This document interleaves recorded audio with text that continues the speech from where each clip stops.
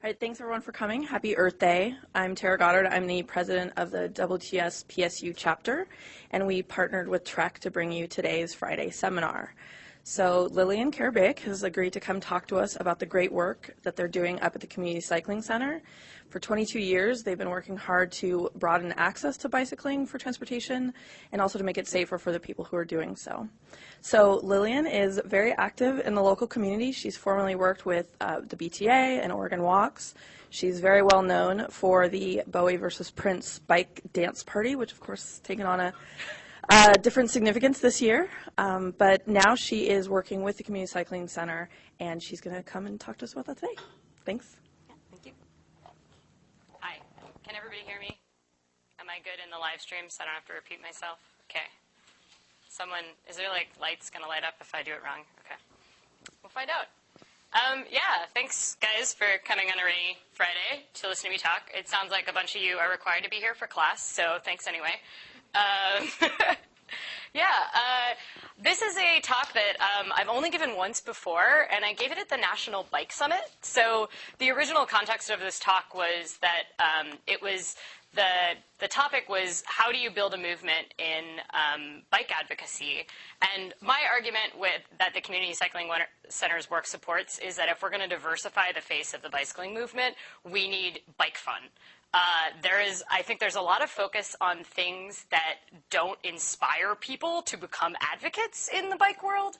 And I think the Community Cycling Center's work over the past 22 years of working to broaden access to bicycling really speaks to the idea that fun activates people a lot more than shame. So the thesis of my presentation is how donuts, bunny ears, and zombies win bike campaigns. So my first question is, do you remember your first bike? So why did you start bike riding? Anybody? I'll repeat back so you can shout out. It's fun, right? Yeah, you get what I'm going to present about, huh? Anybody else? Did anybody else start riding for a different reason? I started riding because I got beat up on the school bus a lot. And I thought that if I started riding my bike to school, I wouldn't get beat up. You know, I was not a cool kid at all growing up, if you can believe it. Obviously, I'm so cool now. I hung out at recess with librarians, built the website for my school library, spent most of my time either coding or dressing up in historical costumes, which doesn't win you a lot of friends in public school in the Midwest. I wore them to school, too. Just carried my books in a book strap instead of a backpack because it was more historically accurate. I didn't make a lot of friends for myself, and I got beat up on the school bus, so I really wanted to learn how to ride my bike so that I could ride and be full of bullies. And, you know, I also thought, there was this kid next door to me, and he was super cool. He was a bad kid. He had a lot of respect from people on the bus, and he knew how to ride his bike on the grass. And so I was like, oh, man, if I know how to ride my bike on the grass, I'm going to be that cool, and I'm going to get respect from people. It's still just like cyclocross now. But I'm a huge fan of the phrase, put the fun before the wonk, because I think that there's something fundamentally flawed in the way that we've been approaching bike advocacy in the United States for the past, 20 years, which is that if we were doing things right, we would have equal representation of women in prominent roles in bike advocacy. We would have a ridership that reflects the diversity of the people that live in the cities where we're biking. And I think we would also have a much broader tent of people that identify as bicyclists. One of the things that we see is a lot of people ride bikes that don't call themselves cyclists and would never show up to a community meeting to testify on behalf of expanding bike lanes or sharrows. How many people that ride bikes on the weekend know what a sharrow is? Not that many. And a lot of that happens to do with, I think, the way that we message cycling. If we were doing things right, I think that we would probably be putting more of an emphasis on fun, and we would see the payoffs in a diversity in the bike movement. And, what got me started riding, I think, is at the heart of that argument. I wanted to be able to ride on the park on my own. I didn't do it because I wanted to save money on gas when I was 8 years old. And I didn't do it, I wanted to do it because I thought it was fun. And each time a kid learns to ride a bike, we're creating a bike rider. So how do we keep those bike riders engaged beyond the age of 10 and 11? And how do we turn them into advocates later in their life? So how do you keep riders engaged beyond that kind of 8-year-old framework? Well, I'm going to say you don't do it with spandex and you don't do it with competitiveness. You create a lot more riders by kind of keying into that fun aspect that happens. You keep riders with the same thing that got them started riding in the first place: fun, community, independence. But what does the bike community advertise? What is the most fitness is very common. Trendiness. Oh, interesting. I like that we've kind of come around to that, but because it used to be like, has anybody seen the movie 40-Year-Old Virgin? The premise of that movie is essentially that he can't get laid because he doesn't have a driver's license and he rides his bike to work, and that's what makes him fundamentally uncool. And aside from linking sexual vitality to your mode of transportation, which is a kind of different story, that gets at the deep problem with the way that we advertise biking, is that we advertise it in this way that is oh, you're doing it for the environment, you're doing it to be healthier, you're doing it to save money on gas, you're doing it because you're a cheapskate. And that mode of advertising bicycling, as well as that mode of trying to encourage people, not only puts up barriers to people who already have a lot of barriers as being seen as leaders in the world. So if you want to get people of color on bikes, if you want to get people that are traditionally underrepresented on bikes, if we're representing biking in this way where it's very much a either it's a kind of a gesture of self-aggrandization, and therefore it's seen as inherently selfish to ride a bike, or it's represented as something that's so cheapskate that it lowers your profile in society. How are we going to broaden the tent of bike advocacy? And this is what we're advertising right now: environmental friendliness, reducing traffic, losing weight, budget friendliness. If you're involved in bike advocacy, or if you're even just good at reading numbers, you know that biking is good for all of these things. But that doesn't really tap into that heart of why people got involved with biking in the first place: that fun, that community, that independence. And there's a lot of talk about how we need to tell better stories in order to get people to engage with bike riding. But what are these stories?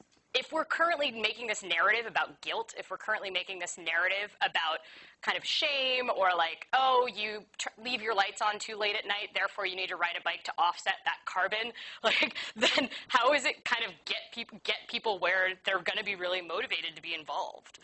And when you think of traffic, losing weight, and budgeting, is fun the first thing you think of? Probably not.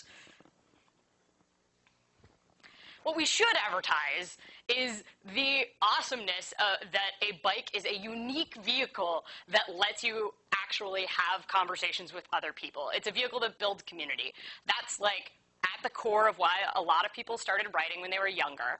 And it's at the core of a lot of what activates diverse populations that we activate at the Community Cycling Center to engage in biking.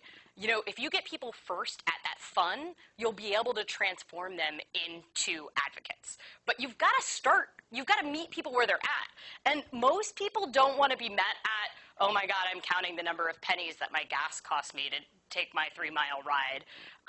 If we keep focusing on bike commuting and the journey to work data, and if we keep focusing on the kind of that guilt, we're not building advocates. What we should advertise biking is the same thing that all marketers advertise. They advertise fun, they advertise community, they advertise friends, they advertise love, and breakfast, which is a very important part of Portland's cycling culture, breakfast on the bridges. When people talk about coming to cycling events, I hear all of these things. I hear about helmet mirrors, I hear about technical gear, I hear about hand signals, lane position, sharrows, tire width. I hear people like comparing the weight of their individual bike parts. And we talk about commuting. And commuting is an inherently flawed statistic if you actually want to capture the broad scope. We know that most trips that people take that are of a bikeable distance are not actually their trip to work. But yet, when we're reporting back on bicycling growing, what we report is the journey to work data.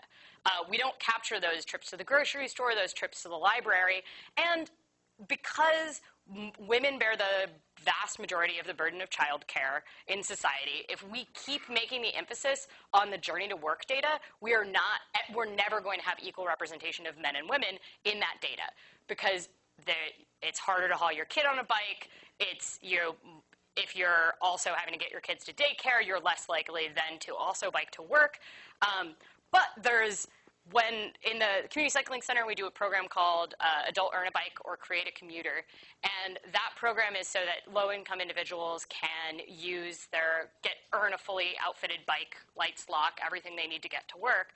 And the reason that we did it for a long time, it was funded by a federal grant. It was all about workforce development. So it was all about getting to work. And in our post-survey, 6 months out from people getting the bike, 70% of folks said that the favorite thing about their bike was getting to ride with their family. So if we're still making the argument that bike commuting is number one, and that's what we're shooting for, if the only thing we're focusing on journey to work, how are we going to diversify the bike movement? If we're seeing that the data supports the idea that people are activated by the idea of riding with their families, and then we're continuing to beat down on the idea that commuting is the only thing that matters, like, we're not reacting to the data. That's not very good planning kind of behavior. So let's talk about bike fun. Talking about bike fun is one of the great ways to get people activated, and that's what we've seen in the Community Cycling Center's work.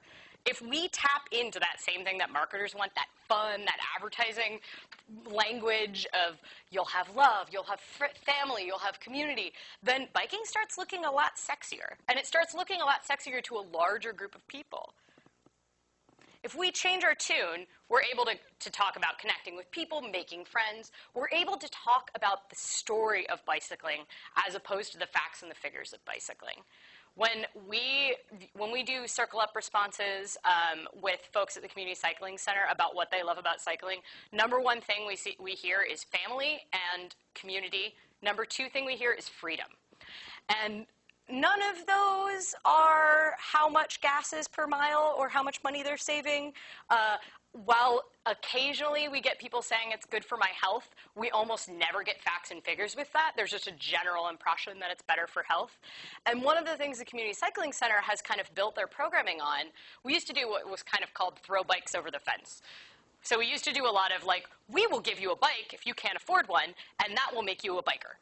And we discovered that that wasn't the most effective way to advocate. The most effective way to advocate was to build community, use bikes, and then people start using bikes to get around. If you assume that the bicycle, because the bicycle is such a great invention, and if you're a biker, you feel like, oh, it's just such a simple machine. If I just give someone one, it will fix all of the problems. Turns out that that actually isn't backed up by our data.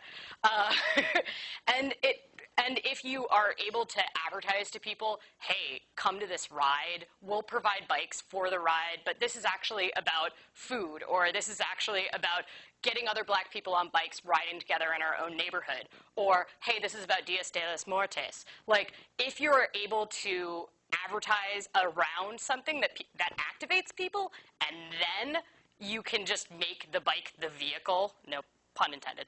If you can make it the vehicle by which people can connect with community, you end up growing a lot more riders. This is not a Community Cycling Center event, but I lead this ride called Bowie versus Prince, which has taken on a new meaning this year, unfortunately. And for 9 years, hundreds of people come out for this ride, and I hear time and time again when I tell people I organize it, they go, wait, you organize that ride? I've gone on it every year. And they're like, oh, it's the only time I ride my bike each year. I've had people tell me, hey, every May, I get so excited about that ride, I start riding my bike to work in May so that I can be in shape to do the Bowie versus Prince ride in June. And then they stop riding after that. I heard that like from the person at the vintage store the other day. I hear people all the time that at the beginning of the ride, they're like, oh yeah, I bought this bike from Walmart yesterday because I was so excited about the concept of Bowie and Prince to come on this ride. And we hear that same kind of thing when we do advocacy in New Columbia and Cully, the two neighborhoods we work with. Because we'll have people that are like, oh, I heard you're doing something with the Urban League. And, you know, like, I do a lot of advocacy with the Urban League, and I thought it would be really cool. And, like, hey, I got a bike. We also have the Take Back the Streets, which was a ride that we did to organize in response to be a community outpouring of support in response to a lot of gang violence in a neighborhood we work in.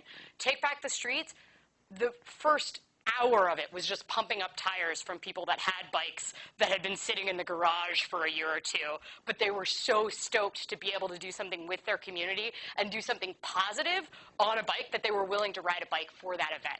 You know, and a ton of people are like, oh my God, I hadn't been on a bike in a minute, but like, this is totally worth being able to do this, to see all of my neighbors out and engage with them in this way.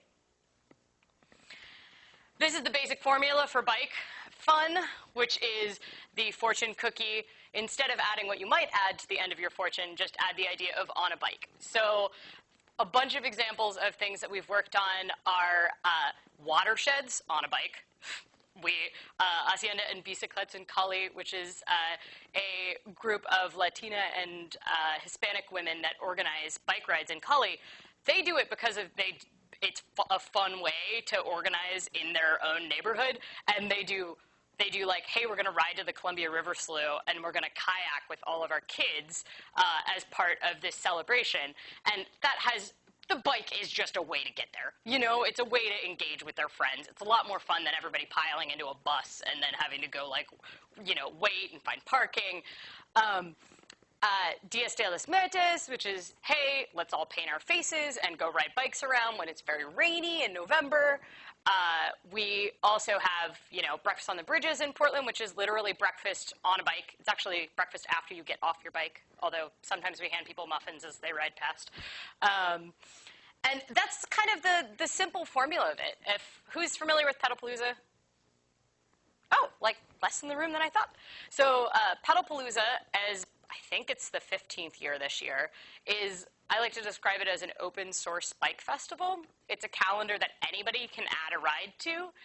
My favorite rides are ones on there that you would never associate with bikes.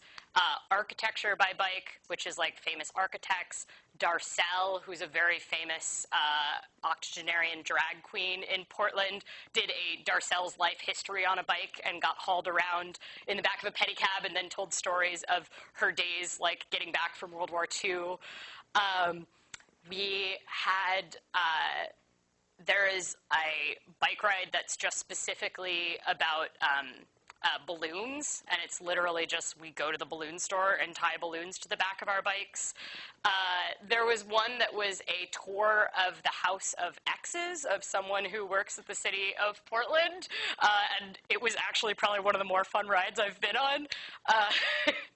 And the fun about that is a lot of people can see the bike as a toy to get engaged with their community, and then they keep riding.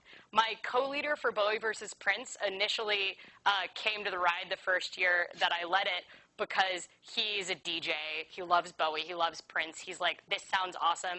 He hadn't ridden his bike in like 8 years. He was like, I'm gonna do this, he posted it, got a bunch of friends to come around, rode a mountain bike that was in his garage, thought it was so awesome, he's now my co-leader. And then because of Bowie versus Prince, he started to be like, oh, maybe I could ride my bike more often. He now commutes 4 days a week from Southeast Portland up to Vancouver to go to work, and he says it is entirely owed to Pedalpalooza and to Bowie versus Prince. Think about that person that we're missing. Like, Diablo, my co-leader, probably never would have gotten activated by a message of guilt and shame and you'll save money. But what did activate him was the idea of having a dance party for Bowie and Prince. Like, that is one of the ways that you can, like, tap into what people already care about and then just add on a bike. So, you know, there's a lot of things that bike fun can look like. And I think what's hard for a lot of bike advocates is they want biking to be an inherently vehicular kind of mode. They want it to be seen on par with the car, and so anything that is associated with fun or frivolity, they don't want it to be associated with the bike. Person that runs Copenhagenize, which is a really wonderful photography/bike advocacy website, is based around his big thesis is that bicycles for people in Copenhagen are like vacuum cleaners. Nobody knows what brand of vacuum cleaner they have unless they literally just had to buy a filter for it yesterday. They don't care passionately about vacuum cleaners. They just have one in their closet and they take it out when they need it, and it's a perfectly utilitarian thing. And that, it seems very desirable to particularly an American car culture where bikes are seen as kind of the last thing on the road or the last thing we consider. And our representatives are people that are seen as, doing it on the side for fun, as like folks that have an SUV and that's what they drive to work, and then they road race on the weekend, and now they want a bike path. Why should the city pay for that? Why should they prioritize that? And so the idea that it's so utilitarian that people see it as a daily part of their life is really sexy. But if we don't get them on a bike in the first place, we're never going to get them to the vacuum cleaner point, right? If we don't engage people where they're at and sell them the bicycle as an add-on to something that they already care about, we're probably never going to get to the point where it's seen as something as utilitarian as a vacuum cleaner to them. Who is familiar with Sunday Parkways? Nice, okay. This is like the same people who raised their hand for Pedalpalooza. Oh yeah, Pedalpalooza, by the way, has like over 200 events in 3.5 weeks. So you can look it up at shifttobikes.org if you want to participate. Or add a ride to the calendar for something you're excited about. Could be excited about transportation planning classes, and you could have a ride affiliated with that. There's already a Wonk ride, so you can go around and like look at traffic signals in Portland. It's quite fun if you're a Wonk. Sunday Parkways is something similar. It happens in Pedalpalooza, but it also happens around the world. It's also called Ciclovia, and it means open streets. And it's the idea of taking cars off certain streets for like a whole day, and then letting people use the streets in whatever way makes sense to them. In other cities that have ciclovias, you'll see people taking dance classes in the middle of the streets. You'll see, oh my God, so many lemonade stands. Very, very crafty of them on hot days. Good entrepreneurship. You also see people rollerblading and biking. And one of the things that you see in Portland is families in a way that you don't see at any other bike event. And it's creating that space where people feel like it's a fun activity that they can do on their bike that is about connecting with their community, but feels inherently safe to them.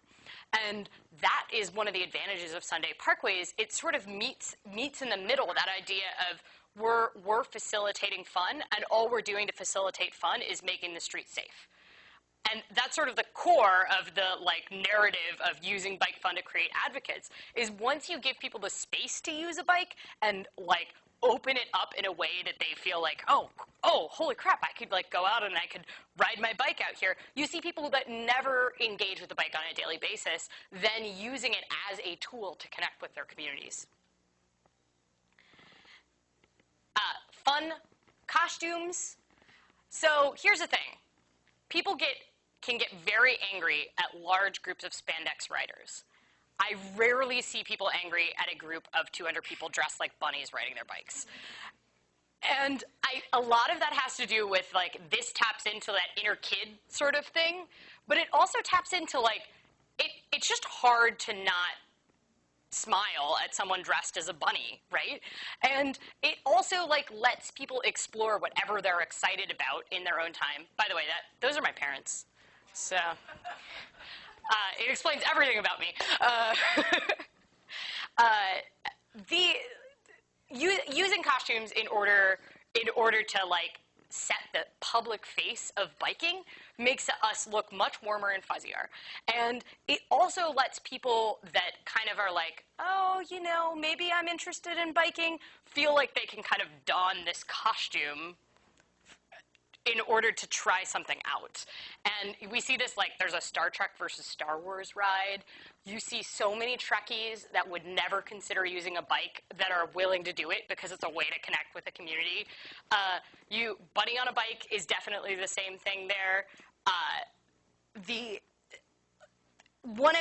When we have Sunday parkways, whenever I wear a costume, like, all the cops that work this ride stop me and talk to me in a way that they certainly would not if it was a race and I wasn't dressed like wearing a large wig dressed as David Bowie. And our mayor, Charlie Hales, was talking about Sunday parkways and how good it is for citizen and police relations. And he said, officers working traffic control see thousands of Portlanders waving at them with all 5 fingers. So it goes this both ways. Officer interaction with cyclists that isn't negative, and then families seeing cycling isn't looked down upon by the authorities. And that kind of activates people in the same way. We see this with running as well. So running was inherently a men's sport. It was seen very much as something that was only for like an elite group of people. Now the vast majority of people involved in organized runs are women. And I don't know if you've noticed, but there's a lot of them with costume themes. But you notice that they're allocated more of the public space. They're not looked down upon anymore. Now running a half marathon is seen as something that is like worthy of praise of your coworkers rather than like, oh my gosh, I can't believe you spend time on that silly pursuit. And you see that there's a much greater diversity in the world of running than there was 20 years ago. The first woman to run the Boston Marathon, one of the things that she said was that men thought her uterus was going to fall out if she ran. and you know what broadened, like, cycling was at that same point back then, and we haven't gotten out of that. It's still considered a male-dominated sport. It's still considered dominated by the middle and upper class, although the data doesn't support that, but that's a different discussion. And part of that happens, I think, because the public narrative, the public face of cycling, ends up being very much shaped around this idea that oh, this is like a machismo thing you do, or it's a thing that you do to like make the environment better, and you're one of those guilt-shaming environmentalists, those crazy Portland, tree-hugging liberals.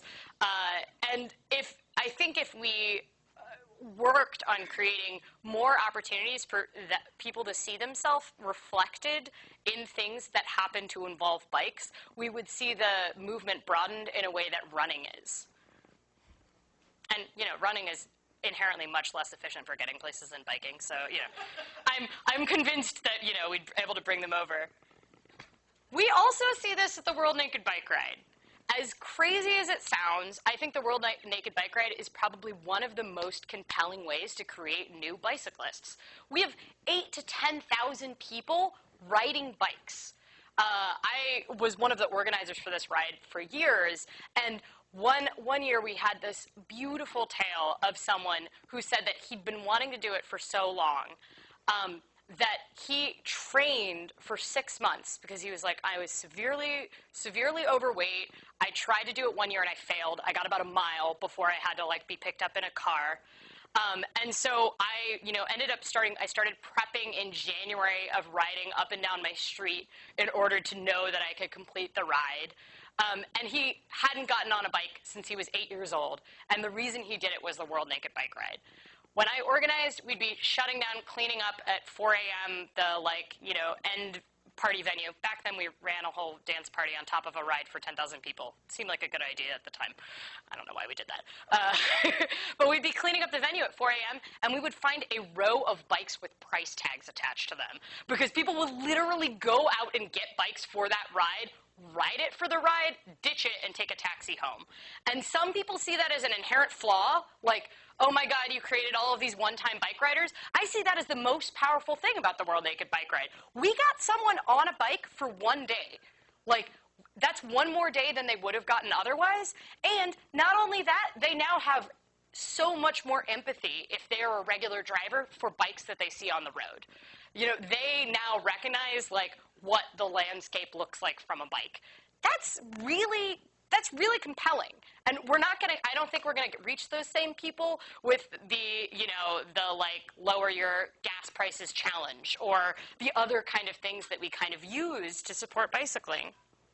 And so Breakfast on the Bridges is an event where we, every last Friday of the month for 13 years, we serve breakfast on the bridges to anybody who walks or bikes past. And Breakfast on the Bridges, I love because it's bike fun, but it's mainly a thank you to people that are already bought in. Like, it's people that are already riding to work. You know, we do get a lot of folks that like to ride bikes that work from home that are willing to, like, just take an extra trip in the morning to, like, get some free coffee and a donut. But that's preaching to the choir, right? World Naked Bike Ride is not preaching to the choir. My friend Daniel first did the World Naked Bike Ride, I think about 9 years ago, because he thought, hey, this sounds really fun. He's testified at City Hall. He is a regular bike commuter. He lost 60 pounds by starting bike commuting after doing the World Naked Bike Ride for the first time. These are all the kind of things that we say we want bike advocates to do. We want them to talk about the environmental benefits, the saving money, the losing weight. But if we're not getting them on the bike, how are we going to create that? We see that women are far more likely to do organized and social sports. And there's a lot of people who don't want to call transportation cycling a sport. I'm mostly in that camp. You'll never catch me in spandex. I don't consider myself particularly sporty. I am a very slow rider. I ride like an upright, bright yellow 45-pound bicycle. But if you think about cycling in the same context that you think about organized sports, we know that women sign up for group sports activities like 2 to 1 to men. We also know that social connections are one of the social determinants of health. And there's a lot to be said for getting people out and active on a bicycle to fight a lot of the things that can happen by being trapped in a community that doesn't have activity and has, you know, poor health options as far as food or recreation for yourself. But there's even more to be said for, we see that your life extends even longer if you have a group that you regularly get together for once a week and have social time with. Like, that has a greater impact on your lifespan than almost any other factor. The social determinants of health are so strong, and if we use fun that happens to be on bikes to get people there, we also get that additional advantage of health. I mentioned childcare, so I'm not going to rehash that. And there's also this concept of the kitchen table conversation, of meeting people where they're at, building community. And one of the things that we find is that a lot of people that are part of neighborhoods that are predominantly communities of color say that they don't have activities to connect with their neighbors, or they don't feel safe unless they're able to connect with their neighbors. And that kitchen table conversation is one of the most compelling ways to build community. And turns out that a bike is a really great way to have that kitchen table conversation. We've seen that a ton in the communities that we work in New Columbia and Collie, is that we find that in these neighborhoods, every week we're there, we'll say, hey, we'll fix your bike. Like, hey, we'll go on a bike ride. It's just for fun, you know. And then we see the same people every week, and then we find out about, like, other social needs they have. Oh, hey, you're looking to get back in and finish your GED. Across the street happens to be a school that we work with that allows people to come back to school. Oh, you need food vouchers. Hey, down the street is an organization that we work with that gets people grocery coupons. But if you don't get that opening for that conversation, and that conversation is best opened by having a social conversation. And a bike is a really great way to facilitate a social conversation. Also, commuting is incredibly boring by design. I used to help out the city of Portland with getting pictures for their bike page, and they were like, please get pictures at Sunday parkways because people are actually smiling on their bike, and every time we try to take pictures of people commuting, they're all like this. Stony-faced, because you're like thinking about all these other things. It doesn't, you know, like that picture doesn't look, you're not like, oh my God, that's a thing I want to do. That looks like the most fun. But this looks pretty fun. And commuting is boring by design because you want your commute to be as easy and as simple as possible, right? You don't want to have to invest a ton of your mental and physical capacity in being able to just get to work. You want to focus on your workday. And this is sort of at the key of bike fun, is that if you want people to think about and be engaged with bicycling, you've got to do it in a way where it's designed to kind of be outside of that boring box of commuting. If you just focus on commuting or you just focus on competitive racing alone, you're not going to like engage new people. You're not going to grow the tent. Good traffic engineers want bike commuters to have the easiest, boring commute in the world.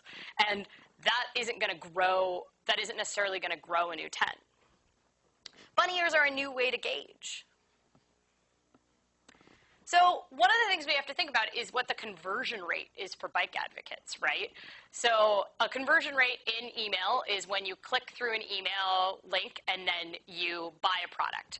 You know, you could expect a relatively low conversion rate. A lot of people are going to look at that email, not click that link, and of the people that click that link, not that many people are going to buy. But if our list of people that we're reaching with the email that is bicycling only extends to people that are able and willing to commute to work, are able and willing to do things that have a high cost or are seen as unsafe in their communities, or are able and willing to do something that is seen as kind of cheap and causes them to lose social capital in their community, then we are going to lose a lot of people. And if we haven't even gotten them to see that email, then we're not going to get any of that conversion rate of them into bike advocates because we don't have them on our email list. And biking is a gateway drug to bike advocacy. If we get people on a bike, not every single one of them is going to show up at City Hall and testify on behalf of getting new bike lanes, but maybe one of them is. And if we don't try to engage them in a way that like gets them to that first table, we're not going to get that single person. You know, this is, I'm going to kind of just mention these. So this is Hacienda and Bicicletas in Cali. That is a group also known as ABC. My Spanish is terrible, so I'm going to say ABC now. ABC is a group of Latina and immigrant women that started bike riding in Cali as a way to build community. None of them would consider themselves bikers. We have talked to them about this. They all are like, oh yeah, I ride bikes, you know, all the time for transportation and recreation, but they don't consider themselves bikers. A lot of them earned bikes through our adult earn-a-bike programs. Very few of them actually work outside the home. Almost all of them are mothers who their primary responsibility is taking care of their children. So they use their bike for a lot of transportation needs. None of them have cars, but they consider biking, you know, not a work commuting sort of vehicle. They're also bike advocates. They, like just yesterday, were at Metro testifying in front of JPACT trying to get a package for safe routes to school. These are women who, almost none of them speak English. They're immigrants to this country. They are generally left out of the conversation around public policy. And they certainly wouldn't have been the kind of people that we would reach with a workplace commuting campaign, considering most of them don't work outside the home. But suddenly we've got 30 of them and their children testifying at Metro, which is really wonky, and a lot of people that would consider themselves bike advocates don't even show up at 7:30 in the morning to do that. Why? Why do they go out and ride their bikes every week? They've never had a policy ride. You know, the reason they ride their bikes is because they think it's fun for their families, their kids want them to, and they get to see their neighbors and connect with them in a way that builds all of these social determinants of health. This is Take Back the Streets. This was the ride that I mentioned that was a response to gang violence in a community, and it was a immediate urgent response of like, let's have a positive community experience where we transcend the violence that's happening in our community. It was also probably the coolest ride I've seen in Portland. It was about 100 people, almost all identified as black or brown, that were riding through North Portland. There was a health fair that also had barbecue. Interesting juxtaposition at the end. And that was like overwhelmingly people that didn't normally ride around, didn't normally ride bikes. The people that organized it, DeMarcus Preston and his friends, they're kind of their own bike group of people that ride around, and the reason that they started riding is because they just wanted something to do on the weekends together. So they're ex-gang members that, you know, all knew each other. They've been off the streets. They've served their time, and now they work organizing youth, and they just wanted a way to connect with their friends and have something to do. So, you know, every weekend they would get together and ride their bikes around, and they thought, oh, the bike is the perfect tool to kind of engage our community and have a discussion around this violence that's happening. Does anybody have any questions about Take Back the Streets? You guys are so quiet. It's so hard. So this is ABC, as I mentioned. This is after 4 years of advocacy in their own community. They finally got bike lockers installed. Not a single one of these women knew what a bike locker was when they started riding with ABC. And they realized that safe bike parking was a huge problem in their housing community and lobbied for years to be able to get bike lockers installed. And after 4 years of advocacy, they finally won bike lockers. Those are bike advocates. And they solved a tiny, microscopic problem on the total, pales in comparison to the idea of, the 2040 plan for comprehensive plan for bikes. But it was a really, really important barrier in their community, and they identified it. They organized in their own community to solve it, and they applied a lot more patience to it than a lot of people I know who do policy as their, day job. This was a ride, I believe, for Sunday Parkways. This was probably the wettest ride they've done in a long time, but that was a ride that was entirely to look at wayfinding signage. And they had a bunch of children on that ride. And it was actually, despite being terribly wet, it was still, they were so excited. There's not many parks in their community. And when a park opened, ABC was like, oh, we're going to do a ride to, not only look at the wayfinding signage, but suggest improvements for it. Because there was no park in that neighborhood prior to that. One of the programs that we do at the Community Cycling Center is Bike Club. And Bike Club is essentially an after-school riding club for youth that don't have access to a bike. And then at the end of 6 weeks, they earn a bike and a lights and a lock. But it's based on this curriculum that has absolutely nothing to do with bikes. They learn how to fix a flat, at some point in the program, but it's not about bike mechanics. It's not even an emphasis on riding skills. There's no time trials, nothing like that. There's not cornering skills taught. It's based on the Thrive curriculum, which helps them identify their sparks and their passions, and then it uses bikes as the tool to explore that. So it's just a general kind of self-confidence curriculum that the bike is just the way that we use to engage in it. And a bunch of them ended up getting, a bunch of graduates of the Bike Club program got to go to the Youth Bike Summit last year, got to go out to Seattle. None of them had been out of Portland before. One of them had never been over the bridge to downtown from North Portland. And they were able to go up there and meet other youth that were involved in bikes. And, in the car ride back, we were asking them, how was this? What did you like? Mostly they talked about how awesome the gum wall was in Seattle. There's only so much you can do with middle schoolers. But one of the things that a lot of them were saying is that, oh, I'm not a biker, but I just really liked riding bikes with my friends after school. And that hits on the core of the idea that, if they went to a whole summit for an entire weekend, these are middle schoolers with a very short attention span, about bikes, and they were, engaged and excited the entire time, and they still don't consider themselves bikers. So, think about that. If that's true with, middle schoolers whose identity changes almost every other day, if after a weekend of being at a bike summit they didn't identify as bikers, what adults are we missing out on if we have this idea that we need to emphasize folks that are, advocates or fit the idea of who we can get to City Hall. It also just helps us subvert the idea of who bikes are for.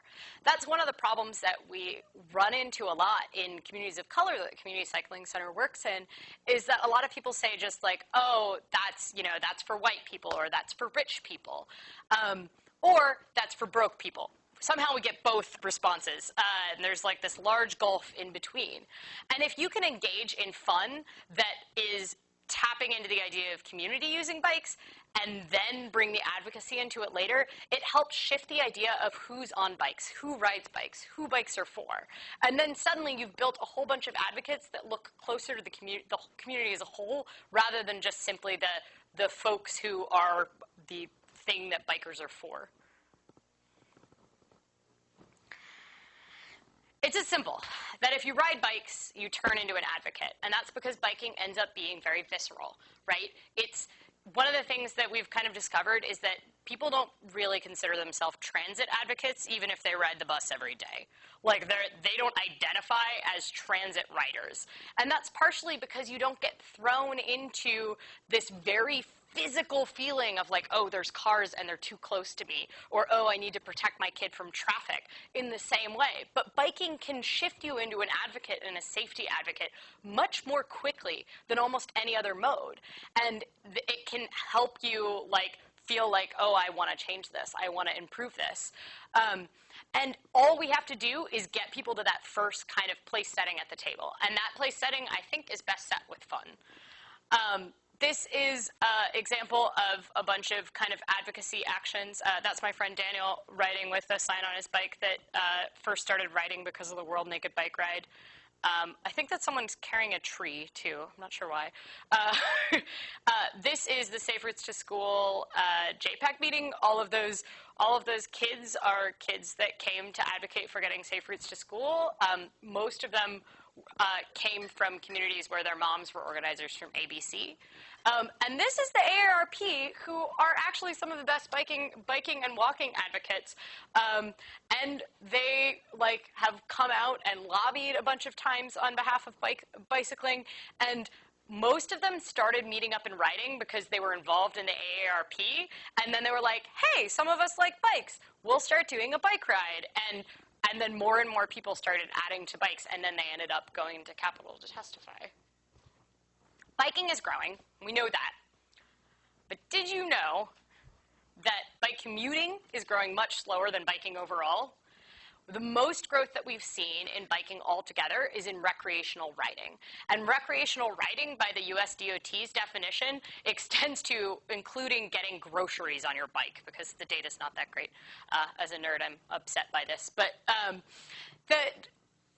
we see more growth in recreational rides than we do as commuting. And then some of that is that it's sort of that first step that people can take. For a lot of people, it's easier to go to the grocery store on the weekend or ride to church than it is to start bike commuting. And then we also see that because I think the biggest area for growth, the next group of people that we can get bike commuting, is women. And it's predominantly women who don't necessarily commute to work by bike. Because they don't have a job outside the home. And if we're only focusing on commuting, we're missing out on that whole possible sector. So I guess my question is, what does your all-powerful bicycle lobby look like? This is mine. That's ABC. Does anybody have any questions?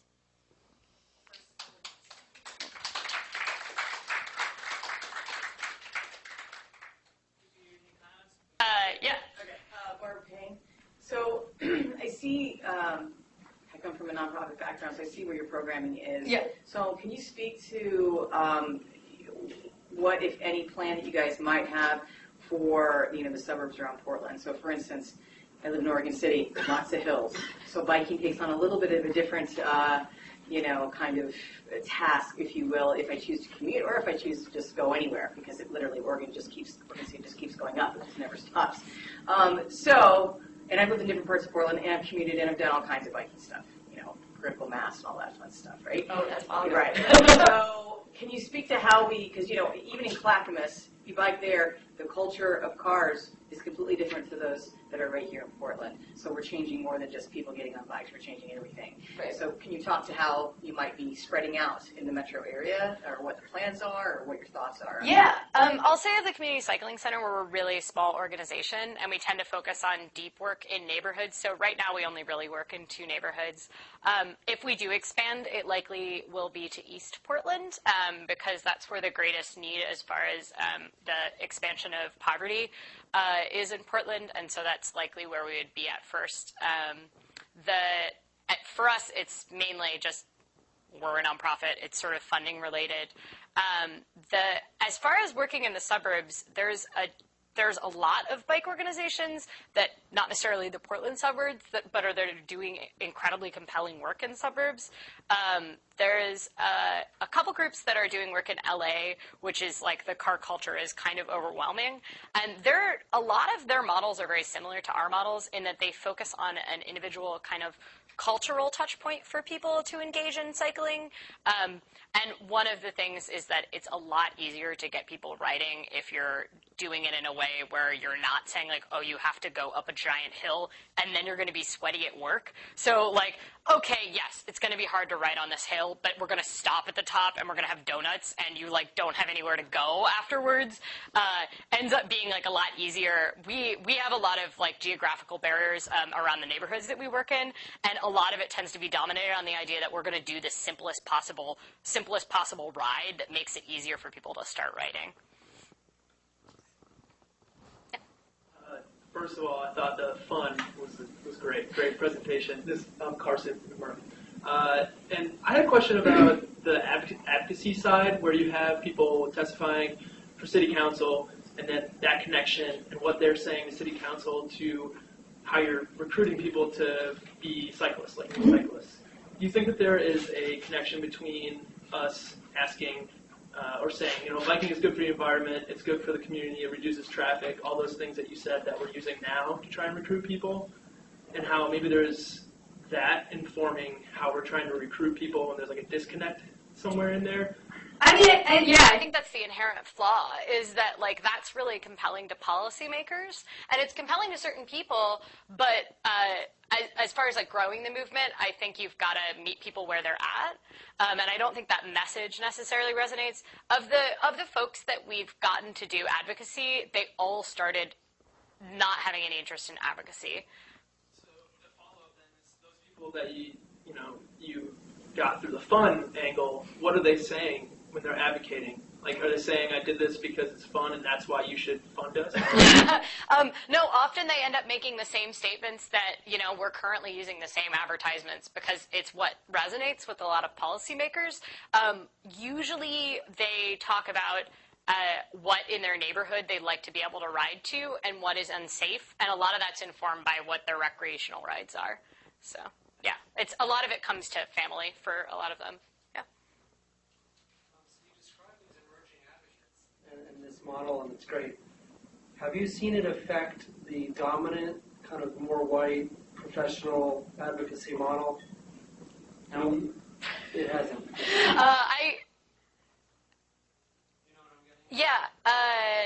Do you have more to say?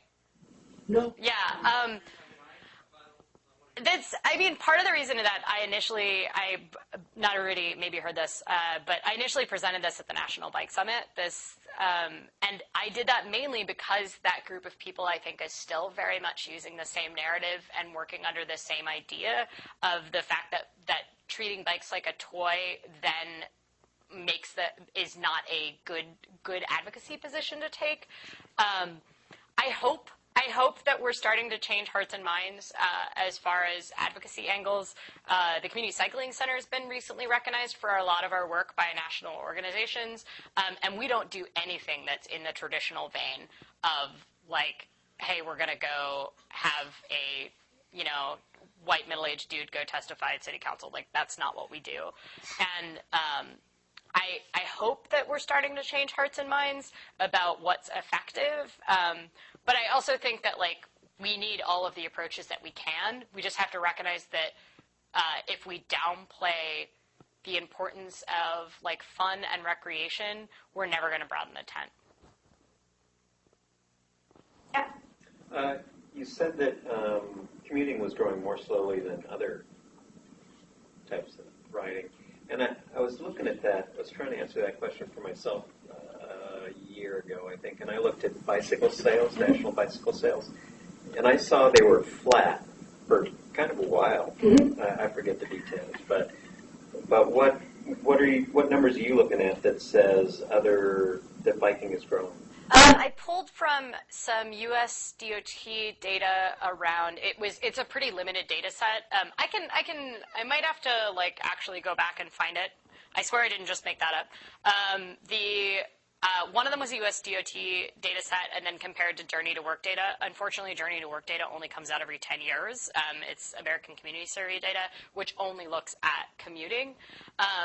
Bike sales is really fascinating. I will say, as a nonprofit that operates a used bike shop, bike sales end up failing to capture a lot of the growth in biking.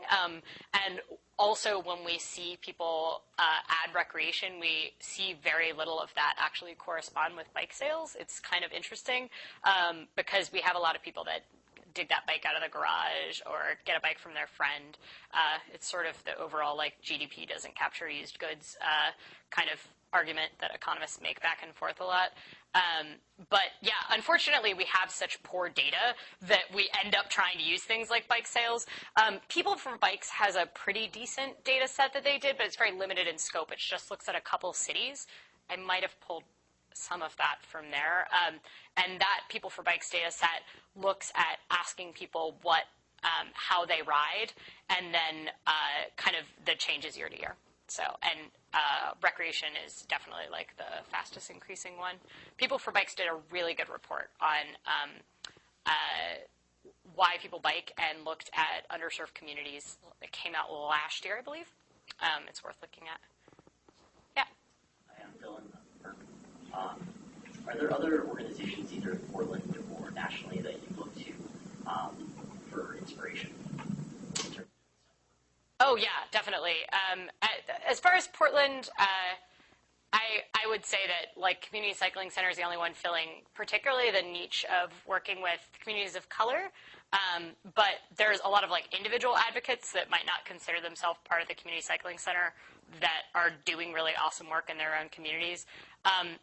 As far as nationally, LA, so Red Bike Green is a great organization that is working on kind of getting Black women on bike specifically. There's also Black Girls Bike, which is really great. In LA, there's a bunch of organizations that I can't pronounce the name of because I'm terrible at Spanish. That have been doing some interesting anti-gentrification work, and also work with trans communities of color that I should pull up, but I don't have them on the top of my head. Yeah, there's cool work being done in a ton of places, essentially. Yeah.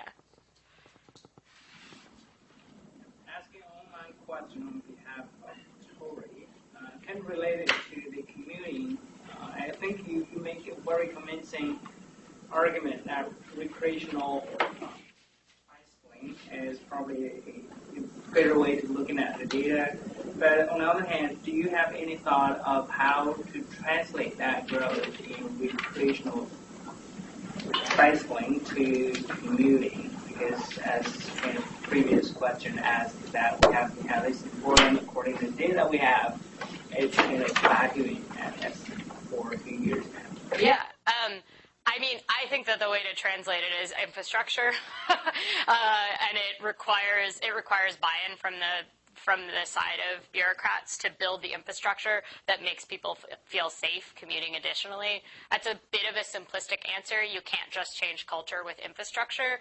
But I think if you change culture using recreational biking to make people feel comfortable riding their bike, and then you have the infrastructure to support them when they get to the idea of commuting, you'll start to see that shift.